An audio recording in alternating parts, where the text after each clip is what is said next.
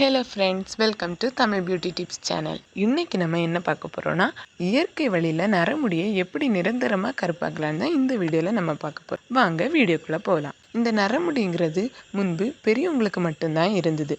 ஆனால் இப்போது அப்படி இல்லை.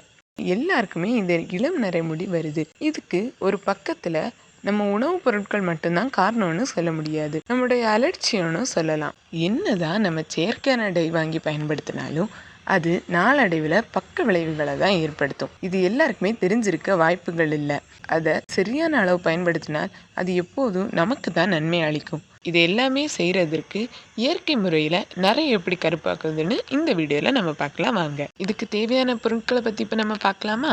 செம்பருத்தி பொடி 4 ஸ்பூன், கருப்பு எள் 3 ஸ்பூன், கரிசலாங்கண்ணி பவுடர் 1 டேபிள் ஸ்பூன், நெல்லிக்காய் பொடி 1/2 ஸ்பூன், தேங்காய் எண்ணெய் 250 கிராம். சரி வாங்க இப்போ நம்ம செய்முறையை பற்றி பார்த்துடலாம். முதல்ல நம்ம இரும்பு கடாயை எடுத்துடலாம். அதை அடுப்பில் வச்சு அதில் தேங்காய் எண்ணெய் ஊற்றி கொதிக்க விட்டுறலாம். ஓரளவு கொதிப்பு வந்த உடனே அதில் செம்பருத்தி பொடியில் 4 ஸ்பூன், கரிசலாங்கண்ணி பவுடரில் 1 டேபிள் ஸ்பூன், நெல்லிக்காய் பொடி 1/2 ஸ்பூன் சேர்த்து 5 நிமிடம் நல்லா கலந்துருங்க. அந்த பொருட்கள் அனைத்தும் ஓரளவு கலந்த பின்ன நம்ம எடுத்து வைத்திருந்த கருப்பு எள் சேர்த்து 10 நிமிடம் கொதிக்க விட்டுருங்க. இதுக்கப்புறம் நம்ம அடுப்பை அணைச்சிடலாம். இதுக்கு மேலே தட்டை வச்சு மூட வேண்டாம்.